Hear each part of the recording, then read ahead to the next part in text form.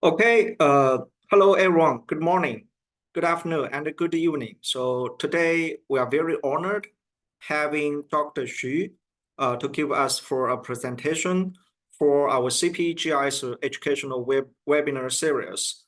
So to start with, please allow me to have a very brief introduction about Dr. Xu.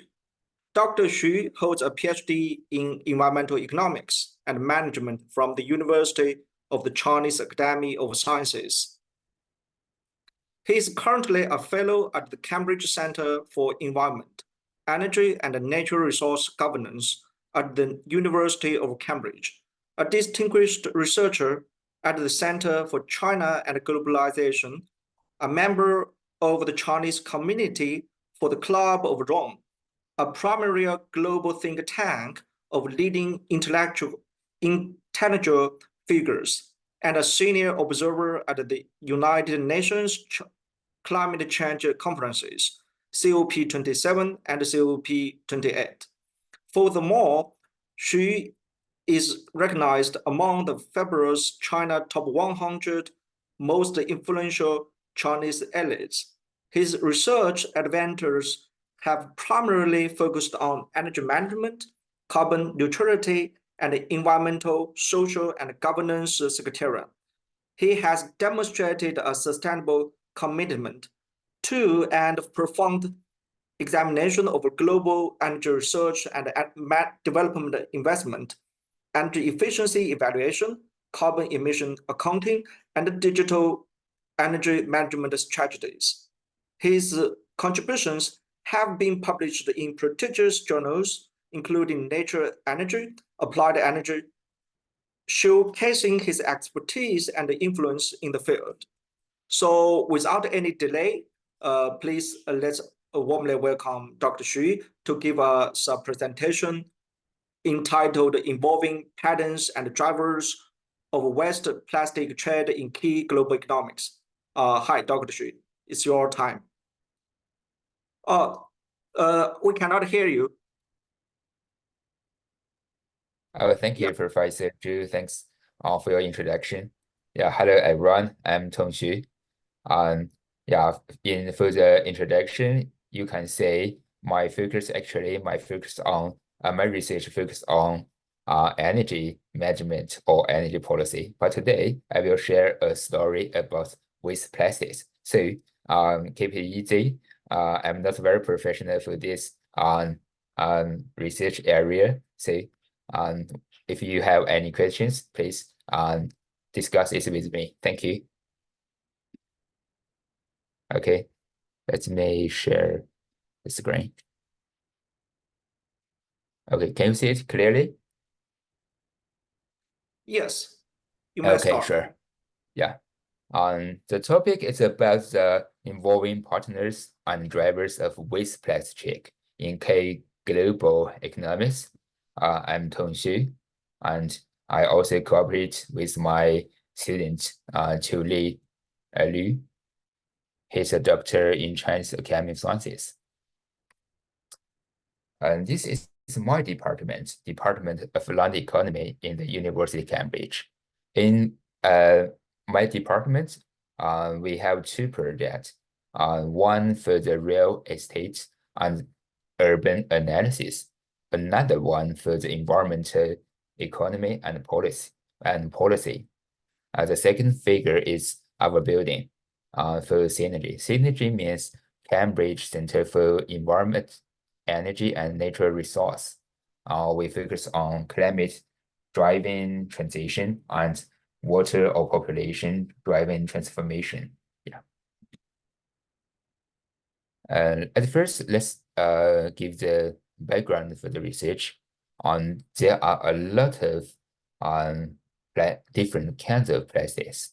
About 22 series, more than 600 species. Most plastics material are derived from fossil feedstocks such as natural gas, oil, or coal. Only 4 to 6% of the all of the oil and gas used in Europe is employed in the production of plastics material. Most of them are made to the transport, used in the transport, electricity, and heating. The red figure you can say is about the production of the plastics. The red part is China. Yeah, this part is China is increasing. Or we may know the a lot of plastics are mismanagement. So our plastics cause serious environmental pollution. And this is one of the most important reasons why China have the ban for the import of 24 types of solid waste plastics, including PE, PS, PVC, and other types of plastics in the beginning of 2018. This is the global trend for the import and export for the waste plastics. You can see the decrease. The trend is decreasing.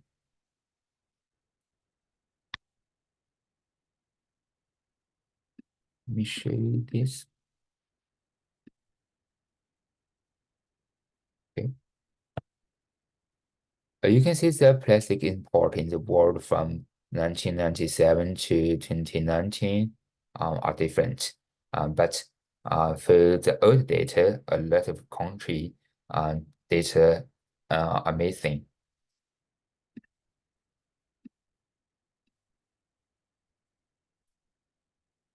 China has made a great contribution to the disposal of waste plastics. Looks like the North America, they export a lot of plastics to China, such as Europe. They export to 200 million tons to China. This is the plastic transit map. Looks like Hong Kong and Malaysia. They are quite important because the U.S. export waste plastics to Hong Kong, and then the Hong Kong collected the waste plastics and then transport them to China, to mainland China. Yeah. Because of the Chinese ban before 2017 and after 2017, it's different. Looks like in 2012, China is the most important importer to the waste plastic. But after that, the Malaysia has become the largest importer of waste plastic. So all of the this is a background. The latest data I'll show you later. China is the largest producer of waste plastic, not waste plastic materials, followed by Europe and an FTA, the North American Trade Agreement, world production of waste materials in 2015.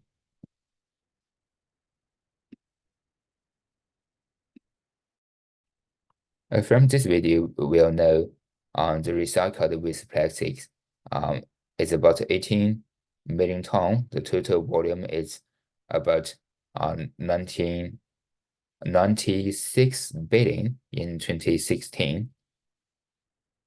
The Hong Kong became the first part for the import and the importer of waste plastic.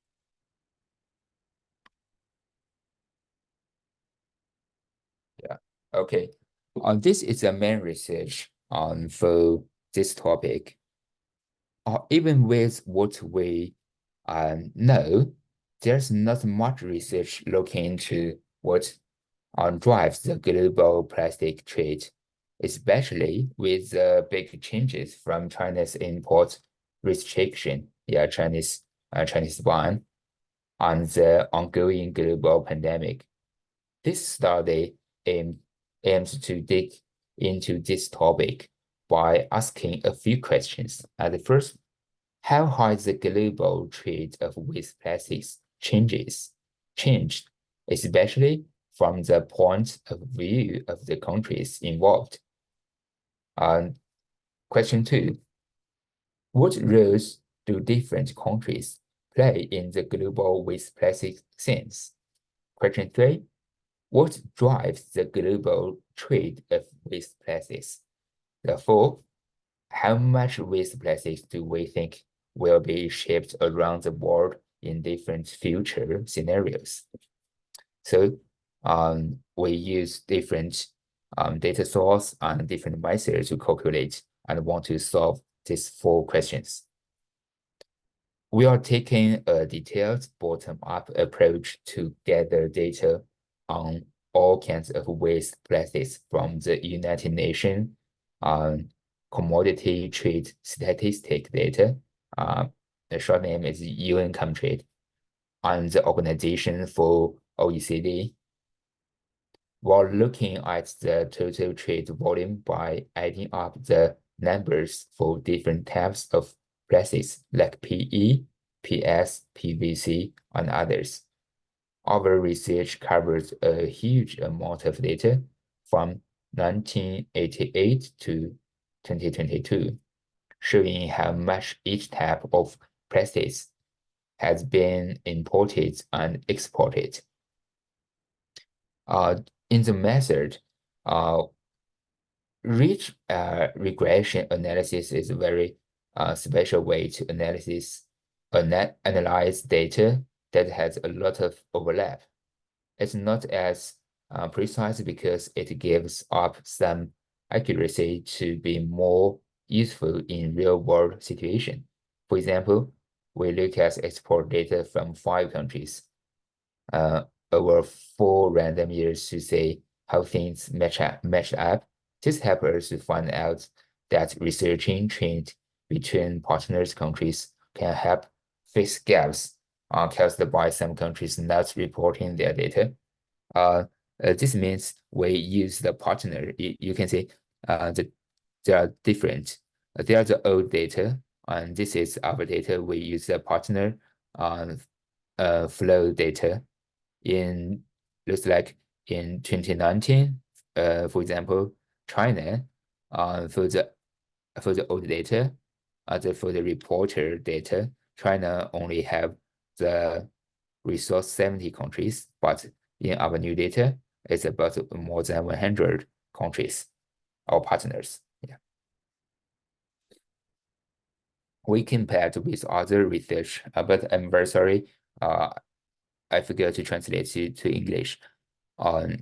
You can see a little difference. The black line is our research data. It's totally different. The UN Comtrade keeps track of trade transaction between countries that report and their trade partners. Since countries report voluntarily, there are some gaps and mismatched. For instance, what one country say it exported or imported might not match what its trade partners report, which can make us underestimate the real trade numbers. When we look at the number and compare them with other studies, it turns out that including trade data from Hong Kong and Macau really bumps up the global trade numbers for waste plastics. This makes it look like China's ban on imports has a bigger effect that it might accurately have. And because of this, we treat any waste plastics trade with Hong Kong and Macau as if they are direct trade with China itself. So we combine the data together, include say the China data includes Hong Kong and Macau's data. Plus, any trading of waste plastic that happens within China or between Hong Kong and Macau is seen as local and not counted in our global statistics. With transactions such as a Hong Kong, Macau, China, and China, Hong Kong, Macau, in other, it looks like this data in some other researchers research, they calculate them twice. The annual production of waste plastics has witnessed a steady increase, escalating from 86 million metric ton in 1990 to 384 million ton in 2022, with the daily generation of waste plastics in 2022 averaging approximately 1 million ton. The United States, China, and the European Union rank as the top 3 producer of waste plastic. In 2022, the US led with a production of 75 million ton, followed by China with 73 million ton. The EU 27 different countries is the third largest contributor, generating 58 million ton of waste plastic. Over the past decades, the growth rates of waste plastic production in the US and EU has decelerated. In contrast, China has experienced a more rapid increase and is projected to surpass the US shortly. The method for waste plastic disposal globally is landfilling. The secondary method including mismanagement and incineration. There has been a general decline in landfilling internationally, yet China and India has seen an increase. Australia and New Zealand mainly resort to landfilling, with landfilling and waste plastic exportation as complementary strategies. Despite a downward trend, the level of mismanagement with plastic in China and India remain above the global average. Incineration and recycling are becoming more prevalent, with Japan, Korea, the EU, and China incinerating above average amounts of waste plastic. While recycling volume are rising, the global recycling rate remains low, not surpassing 50% across major economies.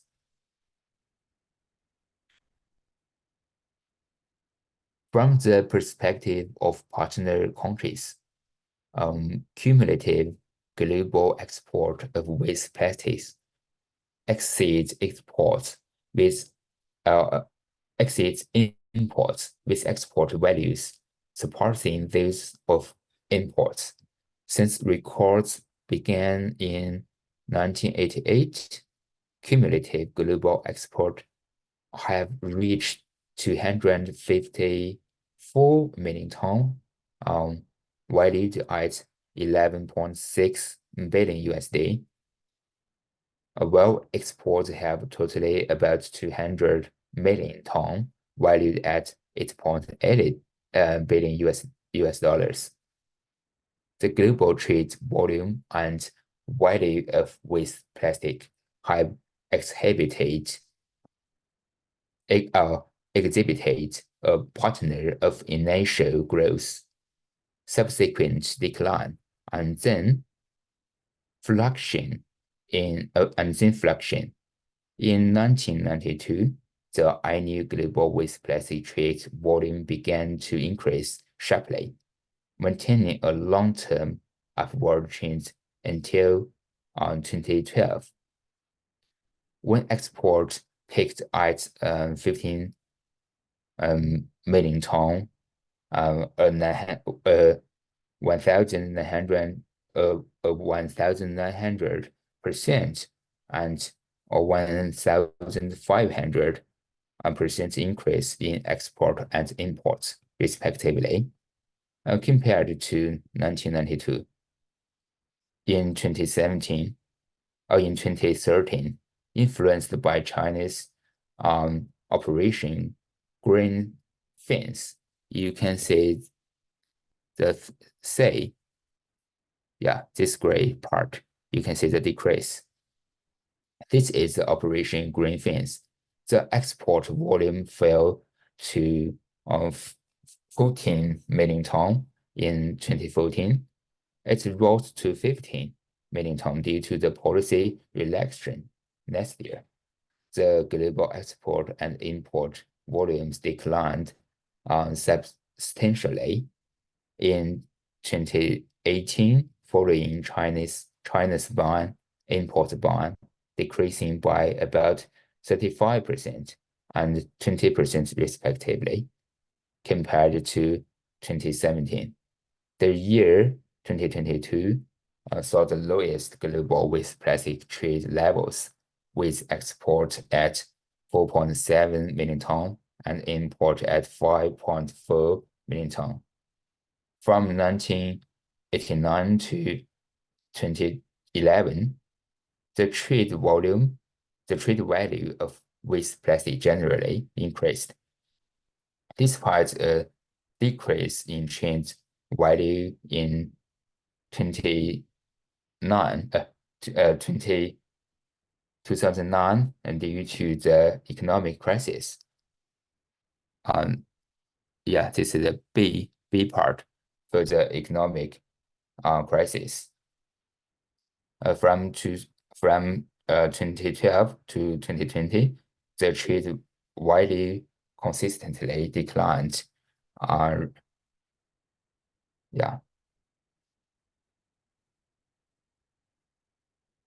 This figure is about the trade in 6 continents based on partner country perspective. Europe, Asia, and North America are the 3 main regions trading in waste plastic. Between 1988 and 2022, Europe emerged as the predominant exporter of waste plastic, accounting for 43% of global export, with a cumulative figure of 111 million ton. The peak occurred in 2012 with 6.9 million ton. The principal export from Europe comprised a variety of other waste plastics, including polymers like PP and PET, followed by PE. Asia's export volume of waste plastic is second only to Europe, with a global cumulative export volume reaching 72 million ton, accounting for 28% of the cumulative export volume. Asia's main export to other waste plastics, including PP, PET, and other polymers. This is the trade position of major economic organizations. Germany, Japan, and the United States has been the largest exporter of waste plastics since reports began in 1988, and the United Kingdom and France also figure prominently in the global trade in waste plastic. High-income countries have been exporters to waste plastics since 1988. The top 10 countries that export waste plastic are all high-income countries, except for Mexico and other Asian countries. These high-income countries account for 61% of the world's cumulative export of waste plastic, with a trade value of 68 billion USD.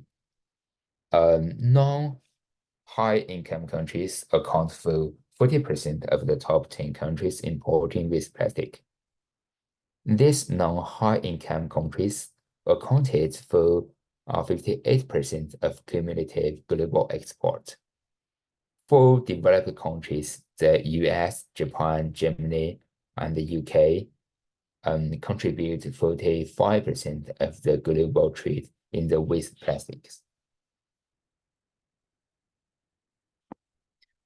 Since 1988, about 249 countries or areas has been involved in the global waste plastic trade at the initial stage of the worldwide waste plastic trade.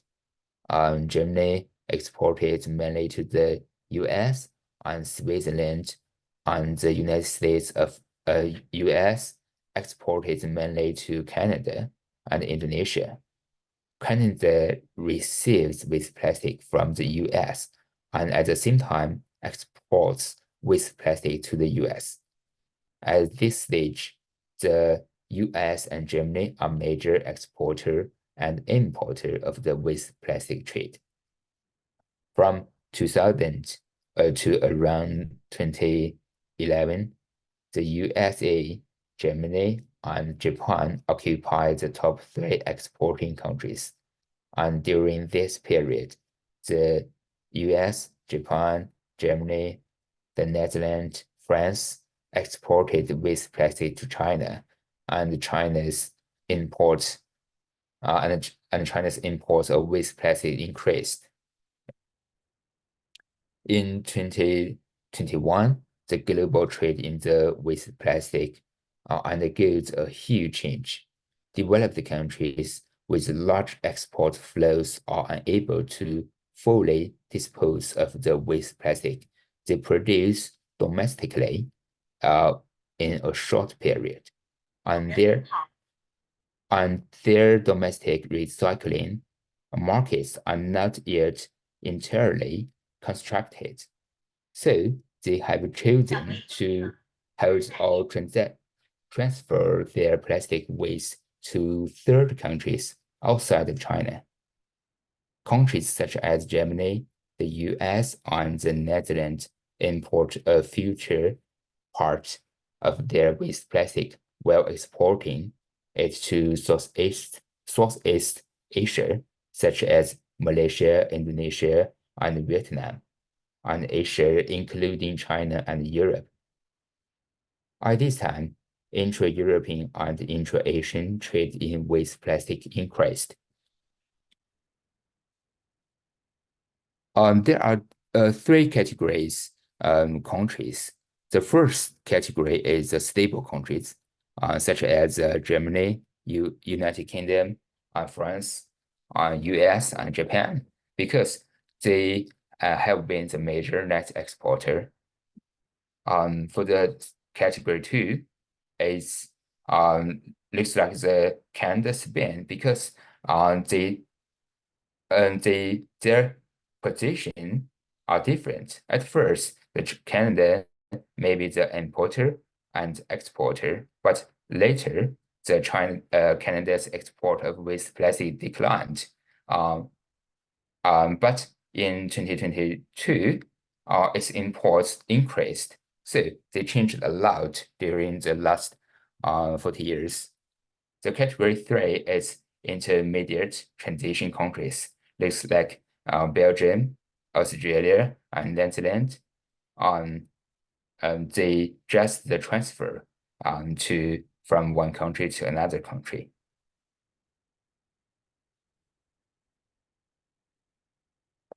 We also, in this research, we also do some driver analysis.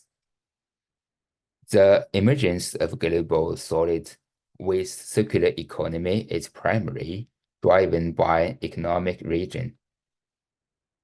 The cumulative export value of waste plastic increased with GDP per capita in 2021. The US, Germany, and Japan are the main thriving countries for waste plastic trade. The export volume of waste plastic per unit of GDP can directly reflect the degree of the dependence of economic development on the exported waste plastic. The larger the export amount of waste plastic per unit of GDP, the higher the dependence of economic development on exported waste plastic. Belgium has the highest dependence on exported waste plastic for economic development, followed by the Netherlands. Comparison of data between 2017 and 2021 showed that the export volume of waste plastic per unit GDP of development countries such as the US, Japan, and Germany has declined the varying degrees, and the dependence of economic development on exported waste plastic has decreased.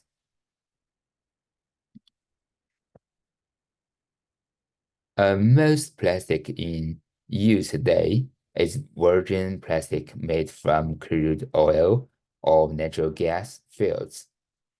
The export volume of waste plastic is mainly concentrated in the high zone and high crude oil unit price and increased oil production. The export volume of waste plastic showed a highly significant positive correlation with the crude oil price and oil production, with correlation coefficients above 80%. You can see the table 2, the table 1. The low oil price may boost virgin plastic production by reducing raw material cost. Plastic processors will switch to cheaper raw materials, and recycled waste plastic will not be competitive.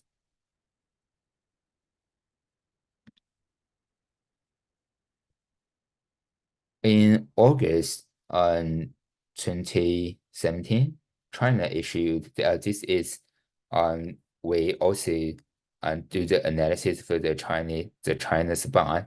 So in 2017, China issued a new bond on the imported waste management catalog, which profits the import of waste plastics from household sources starting in 2018. The sharp drop of the volume of waste plastic imported into China in 2018 demonstrates that the bond is very stringent and achieved its main objective of reducing waste plastic imports. Developed countries such as Japan, Belgium, Canada, and the US saw their export fall by 48%, 42%, 42%, and 36% respectively after the ban was implemented, which was attributed to the reduction in their export to China. We know the COVID-19 is a huge threat to the world, affecting all aspects of our lives, especially the global economy, with the epidemic costing the world more than 2 trillion by the end of 2020. At the same time, the global trade is experiencing a halting effect to measure the change in monthly waste plastic export from major countries during the COVID-19 pandemic is very important. And we use the monthly data to do the research and find out that the COVID-19 pandemic has made a minor impact on the trade of waste plastic. The significant impact is Chinese ban.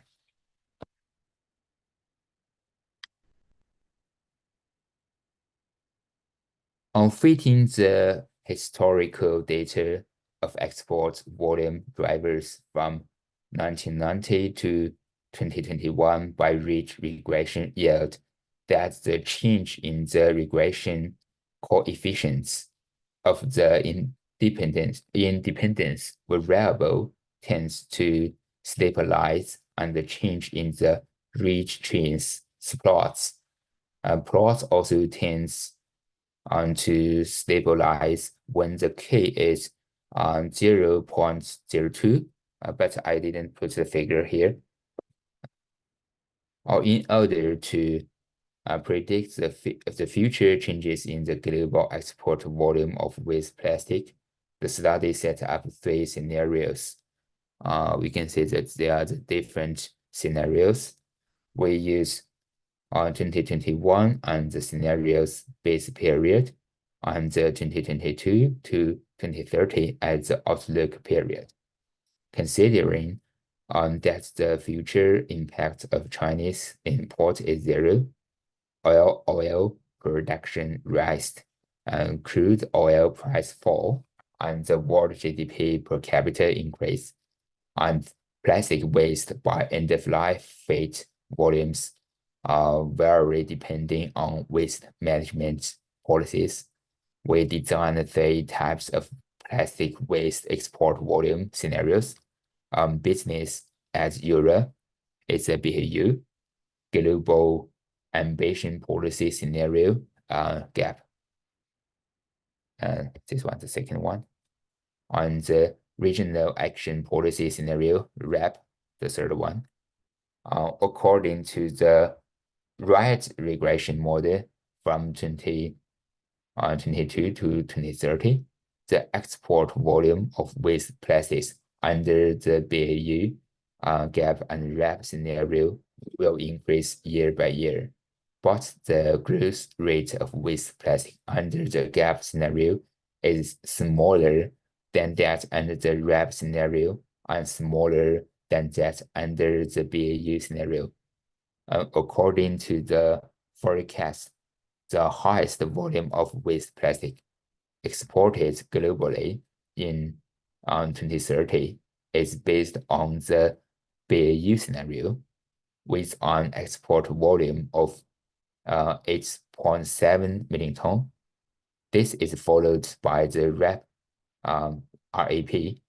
based scenario with 8.4 million tons. The GEP scenario has the latest export of waste plastic scrap at 8 million tons. So the results you can see from here. Based on the BAU scenario, the export volume is the highest, is 8.7 million tons. And this one, for the GEP scenario, it's about 8.6 million tons. Okay. This is my research. If you have any questions, please let me know. Hi, Dr. Xu. Thank you very much for this great presentation, and I really learned a lot. This is really a very comprehensive and in-depth study about this global waste trend. So to start with, is there any questions from the audience? If you have, you may just either type or just hi. Could I have a question? Yeah, sure. Please. Yeah. First of all, I have to say I have no background knowledge of waste processing and this for this presentation. So my question may be a bit naive. I'm really curious which Chinese cities, including Hong Kong SAR and Macau SAR, are dealing with most of imported plastics from other countries, and how do they deal with them? Because it seems a quite big volume of this waste every year. So could you help answer me that? Okay, thank you. It's quite an important question. Before on the 2019, several a lot of Chinese cities they import the waste plastic, just like Guangzhou and on some coastal cities, even Shanghai, they are very important cities for import the waste plastic. Most of the waste plastic are recycled or burned, but there are also a lot of waste plastics are mismanagement because for the official import, they put the waste plastic to the industrial to maybe for recycling or maybe burn them. But there are a lot of illegal waste plastics. So the government can't control everything. So the illegal waste plastics may burned in the wild or mismanagement or throw away to the a river or the sea or landfills. And yeah, this is the all of the different kinds of ways to solve the waste plastic. Oh, okay, thank you. Yeah. Okay, thank you. Thank you very much for the question and answer from Dr. Xu. Here we have another question from Professor Gao. It says, what are the major sources for the waste export data at different geographical scales? I assume only country level has some annual updates. Dr. Xu, you may also read this question from the chat. Let me see. Can you? The question is, what are the major sources for the waste export data at different geographical scales? Dr. Gao assumed that we only have country level annual statistic data, isn't it? Actually, I'm not quite know. Sorry, let me check. Okay, sure.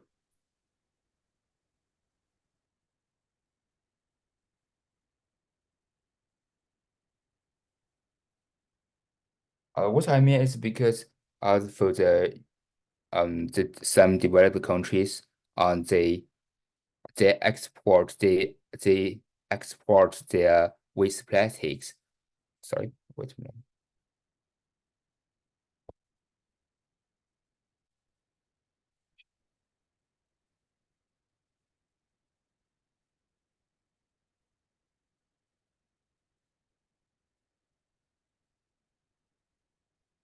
The major resources, I think, for there are different part of the major resource. One part for the life materials, another for the industrial materials.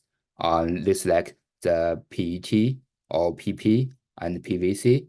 They are the most they are the major source of the plastic, such as you can see, especially for the industrial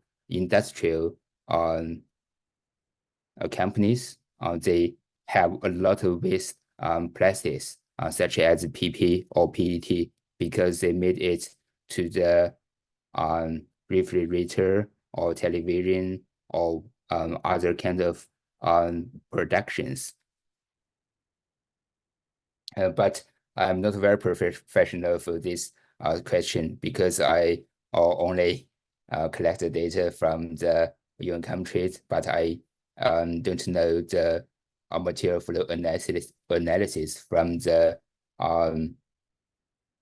major source of them. Yeah. So I just try to explain that. Yeah. Thank you, Dr. Xu. Because I saw one project before is more about the at a fine granular spatial resolution level, like tracking like individual, individual waste. So, but definitely is that can be traceable but definitely not at the spatial scale like what you should, in your study. And this is why I was curious, in this waste control area or waste the export data analysis area, and what I think what are their major data sources. So not necessarily the source of the waste, but yeah, there are two different aspects. But yeah, I saw your point. Yes, yeah. Only if we know more granular, maybe the categorization, right, of those waste, then we will have a better know what categories of those sources. Yeah. Yeah, thank you. And I think maybe my friend Yunhu Gao from the University of Cambridge, he can ask your question. If you want to know the correct answer, I can transfer your message to him. Yeah, because he did some research for material flow analysis for the major source of the waste practice. Yeah, no problem. Yeah, thank you. Yeah, just curious. Yeah, thank you. Thank you for the question from Professor Gao. So here, Dr. Xu, I also have a question. Now we noticed that in many countries, in Europe as well as let's say in China, these countries export and import simultaneously. So does it mean that, for example, some European countries they just simply export waste plastics, which is difficult to process or to recycle, but just import some, let's say, easily processed, can be produced, used waste? Is this the right assumption, or is appropriate understanding for this phenomena? Okay, thank you for your question. Europe is bringing in more waste plastics because they need more material to recycle. Yeah, many years ago, they're trying to use waste to make new products instead of using new raw materials, which helps the environment and cut cost.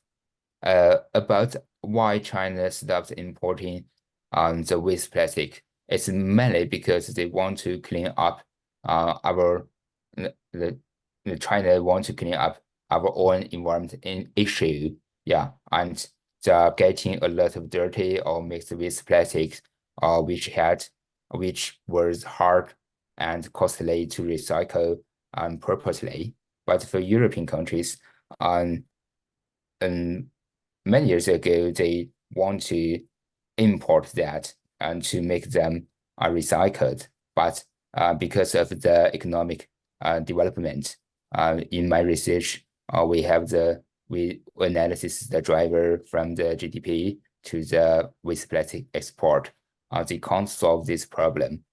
Even they use some technology. They use some technology, very good technology, but they can't reduce the cost too much. So the much easier way to solve the waste plastics is exporting them to other countries. Okay. Thank you. Understood. Thank you very much. So, any other questions from the audience? Okay, thank you. So if not, let's close today's webinar, and let me really thank you for the presentation from Dr. Xu. Thank you. Okay. Yeah. Thank you. Also, thank you, Dr. Zhu. Yeah, thank you. Thank you. Bye bye. Okay, thank you very much. Let's keep in touch. Okay. Bye. Yeah, sure. Thank you. Thanks, Gao. Yeah, thank you. Bye bye.